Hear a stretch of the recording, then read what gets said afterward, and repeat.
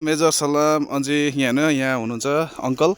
Uncle यो तपाईँले कहिलेदेखिको स्टार्ट गर्नुभएको है भनिदिनुहोस्। हजुर नमस्ते है। हजुर मैले यो राख्नु थालेको 2 वर्ष भयो प्राय भनौँ न।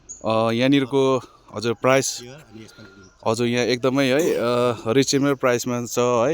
यहाँनिर को बेच्छ अङ्कल यहाँ तपाईँहरूले मात्रै कि अन्य जातिहरूले पनि हो? यहाँ अन्य जातिले पनि बेच्छ। ए हजुर प्राय लोकल त प्राय छैन भनौँ न। 3-4 जना छौँ हामी।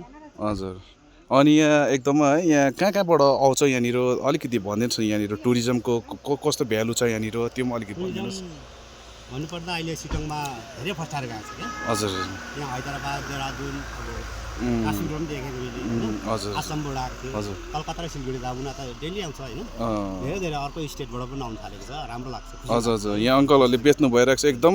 यहाँनिर सिटोङमा एकदम टुरिज्महरू फैलिरहेको छ। उहाँले यहाँ बेचबिखन गरिराख्नु भएको छ है। उहाँको एउटा रोजीरोटी हो है। अनि उहाँले जति पनि छ है एकदम रिजनेबल प्राइसमा एकदम उहाँले आफ्नो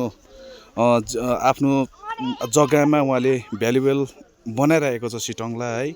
म यही भन्न चाहन्छु है। हुन्छ थ्याङ्क यू।